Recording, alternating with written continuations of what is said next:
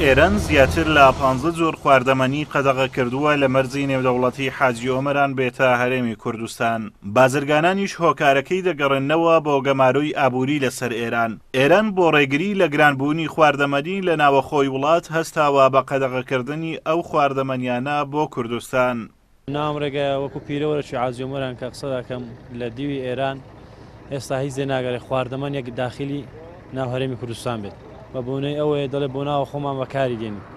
زەرەرشی زۆری لە حاجی ئۆمەران لە چۆمان و دیانان تا سنوورە لەسەر ئەوەی مەرزەکانی حاجی ئۆمەران زەرەرشی زۆری لێداون. ئێستا بڵێم بۆ نمونە بە تایبەتی خۆراک و خواردەمەنی شتێکت پێدەویست لە ئێران بۆمان داهات بەو دیومان بۆماندا لە بن دەرکەن ئێستا لێ ناگەڕێن. سوێندێ ئێستا بڵێم هەرچیەک شتێک بێ لە دیو ئێران یان گومرجی دەکەن یان شتێکی وا دەکەن کە پێ نەکرێت وەک ئێرەی لێ بێتەوە. هەموو شتێکی مەمنوع کردووە خۆراک و تایبەتی شەکر و ئەوانە ئەو ماوەی داهاتن ئێستا ئەوانەشی مەمنوع کردوونە هەمووی ڕاگرتوونە.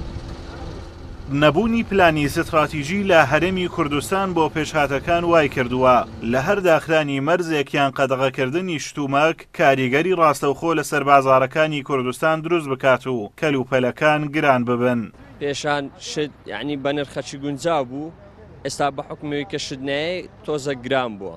تێدەگەی لەبەرەوەی شت گران بووە چونکە مەسەلەن ئێران شتەکان بەخۆ لە ناو خۆیان بەکاردێنی بەهۆی یعنی تۆزە قەیراندارە بۆی هەستانی تومەنەوانە کام بەخۆ بەکاردێنی و لێ ناگەڕە داخل بێ.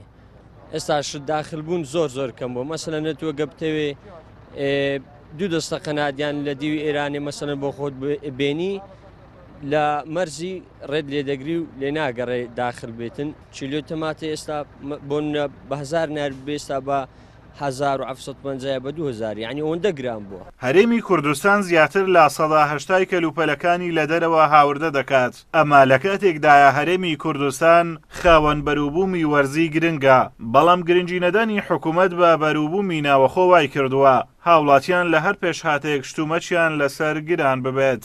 ئازادۆمەراوی کەناڵی ئاسمانی پەیام مەرزی نێودەوڵەتی حاجی ئۆمەران.